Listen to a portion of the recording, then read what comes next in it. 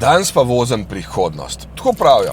Sicer avto ni več toliko nov, imam občutek, kako da sem v kakšnem filmu nazaj v prihodnost. Takšna retrofuturistična zadeva se mi zdi tale Miraj, čeprav še vedno dobro izgleda. Ampak prihodnost pravim zaradi pogona, ker ta avto poganja zaenkrat najčistejši energent v vesolju, vodik. Kako in iz česa je vodik pridobljen in koliko energije se pri tem porabi, je druga zgodba, ampak moj moder avto poganja zeleni vodik, vsaj tako so mi zagotovili. Torej je bil pridobljen samo z obnovljivimi viri, kot sta sončna in vetrna energija. In kaj je moj izpust, ker nekaj se zadnji vse en kadi? Voda! Ja, to je čista vodna para. Se lepo zlije z vso vodo, ki me tukaj obkroža.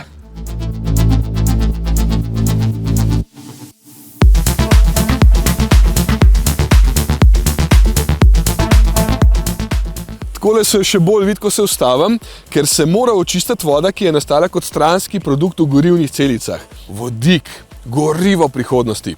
Že dolga leta to poslušam in ja, je zanimiv, sploh za kakšna velika vozila, kot so tovornjaki, avtobusi in vsaj zaenkrat pogojno tudi za kakšne velike avtomobile.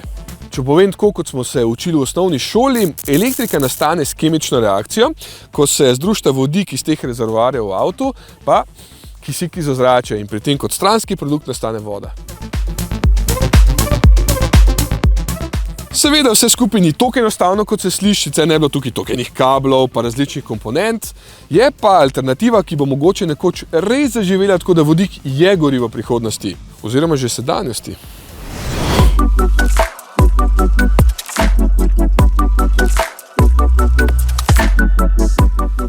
A je to prva polnilnica na vodik pri nas? Prva v tej konfiguraciji. Bila je pred leti postavljena polnilnica v Lescah na petrolovem bencinskem servisu. V tej konfiguraciji, pa v tej velikosti je pa zdaj prva pri nas. Posebej pa še, da je prva javna, no, da še to. Ja. Ravno to me je zanimalo. Torej, jaz lahko pridem tudi sam privatno polniti svoj avto, če ga imam seveda. Tak je namen, ja. Okay. Kakšen je strošek polnjenja? Ja, kilogram vodika je zdaj 20,69 evrov. Ampak to je neka začetna cena. Ta cena se bo v vsakem primeru mogla znižati, drugače tole vse skupaj nima nobenega smisla. Čakamo na uredbo vlade o dodelitvi podpore proizvodnji vodika in potem bomo lahko to ceno tudi prilagodili, da bo sprejemljiva za vsakdanjo uporabo. Torej, cilj je, da cena pade na kakšno vrednost? Da cena pade nekje po 9 evrov. 9 evrov. To pomeni, da je podobno, kot če bi imel avto porabil tam okoli 6 litrov na 100 km. Približno tako, ja. Okay. Zakaj vodik? Zakaj je vodik sploh primeren recimo za vozila? Ja, primeren je zato, ker v bistvu za sabo ne pušča nobenih emisij. Ne. Vodik je neproblematičen zato, ker pri vožnji vi ne obremenjujete s to mobilnostjo okolja. To je ena stvar, druga stvar, relativno majhno zalogo goriva vi prevozite dosti veliko razdaljo. Ne. V tem primeru je vodik ima neke prednosti v primerjavi z baterijo. Ne. A vodik že proizvajamo v Sloveniji? Prav, da bi rekel, množično ga ne proizvajamo. Zdaj Energetika pripravlja svojo proizvodnjo vodika v Podotiku. Zgradili smo že 2-megavatno fotovoltaično elektrarno in letos bomo začeli postavljati proizvodno napravo za vodik in v tretjem kvartalu naslednjega leta bomo v bistvu bili samooskrbni za količino vodika, ki jo tukaj lahko distribuiramo za mobilnost. Torej govorijo za mestni promet? Mestni promet in vse osebna vozila, ki tukaj bojo prišla na polnjenje. Ok, a so tudi kakšne omejitve glede polnjenja? Govoriva o tem, koliko vozil se recimo lahko na dan napolni, ker jaz vem, da imate vi klele neke zalogovnike, kar pomeni, da ni neomejena količina tega vodika, a ne? Načeloma je kapaciteta tele polnilnice 750 kg vodika na dan.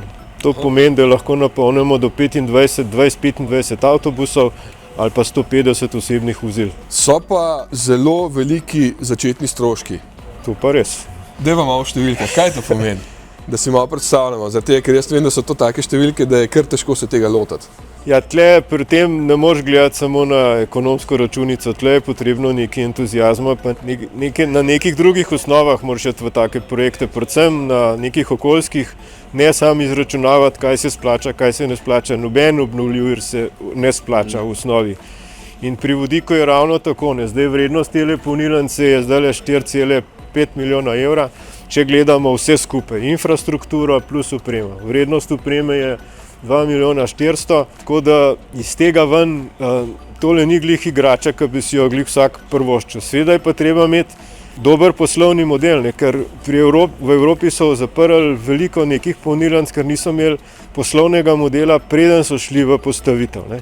Mi smo tukaj naredili nekaj drugega, kot delajo drugje. Mi smo najprej poskrbeli za odjem vodika, potem pa smo šli delati polnilnico. Ne?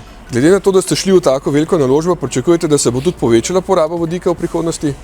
Ja, seveda, s tem namenom smo šli, ker če tega ne vidiš, pa nima smisla, da se tega sploh lotevaš. A veste, mi vseeno verjamemo, da ljudje bojo enkrat spoznali, da ni vseeno, kaj spuščajo v zrak, ker naši ljudje so polni nekega govorjenja v čistem zraku, dokler se ni treba sam pri sebi odločiti, da moraš nekaj narediti, da boš bolj čist pa bolj sprejemljiv za okolje. Ampak, če govoriva pač recimo o nekih ocenah srednjeročnih nekaj letih, koliko bo pol teh vozil pri nas? Ja, zdaj mi imamo z Mestno občino Ljubljana nekak cilj, da bi tukaj 40 avtobusov vozili na vodik do leta 2030. Jaz verjamem, da se bo tudi nekaj fizičnih oseb odločili, da si kupijo vozilo na vodik. Zdaj proizvaja jih BMW, Toyota, Hyundai. Tako? Nekaj te ponudbe na trgu je, jaz verjamem, da bo kakšen, ki se bo za to odločil, ker bo pač ugotovil, da je bolj pomembno, da se voz poceni, da se voz sprejemljiv, okolju sprejemljivo naokrog. Tako.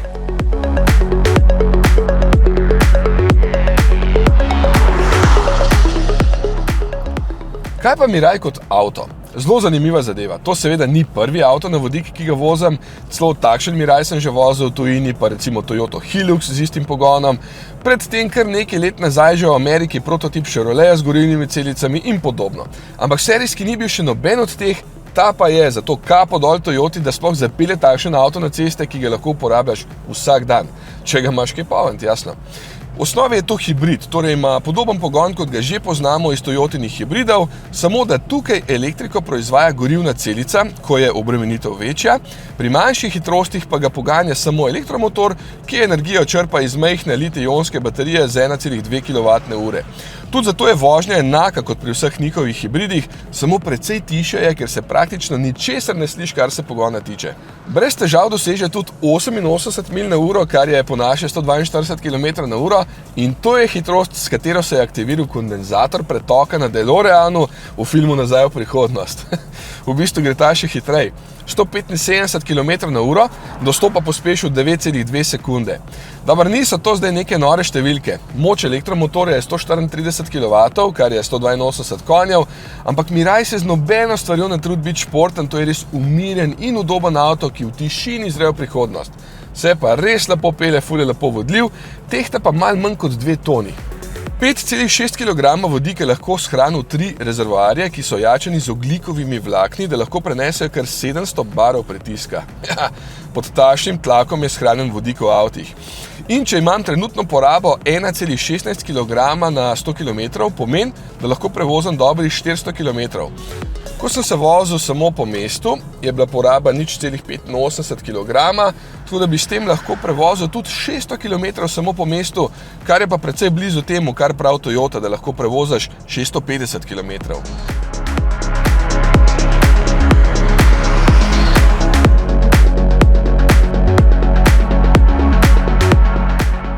Notar, kar fancy z materiali, čeprav je pa kar neverjetno, kako že po 4 letih deluje malo zastarelo, predvsem s tem zaslonom in grafiko.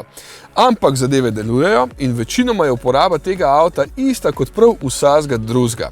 Spredi se sedi odlično, zadaj pa ne toliko, ker je vmes tukaj zelo zajeten greben, pa tudi prostora ni toliko za noge in glave od zadaj, kot bi pričakoval od avta, ki je dolg skoraj 5 metrov.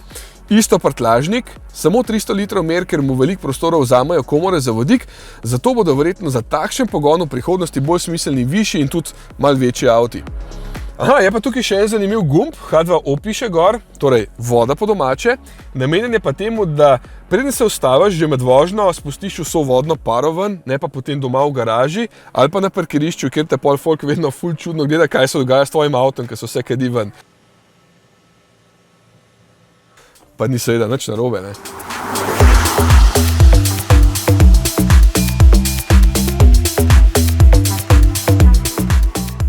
Vodik je v enoatomnem stanju najpogostejša kemična snov v vesolju in predstavlja kar 3/4 vse vidne mase. O temni energiji in snovi ne bom govoril, ker še nista odkrita, čeprav skoraj gotovo obstajata in mogoče bo pa kaj od tega tudi energent v prihodnosti za avte. Ok, malo znanstvene fantastike je bilo to. Imam pa tudi realen podatek o tem, da se iz 8 litrov vode ustvari 1 kg vodika, kar je okoli 20 kWh električne energije, to pa je recimo okoli 100 km vožnje z avtom. Pri procesu se je sicer porab 15 litrov in ogromno elektrike, ampak ne bi bilo toliko narobe, če bi rekel, da z 1 litrom vode prevozim dobrih 12 km.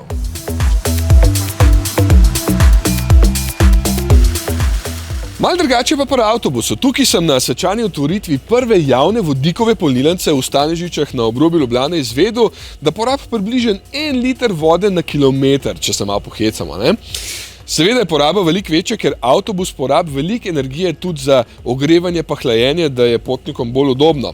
V Ljubljani imamo že 8 avtobusov na vodik, 2 še pripeljata, pa še 25 novih na elektriko bo prišlo.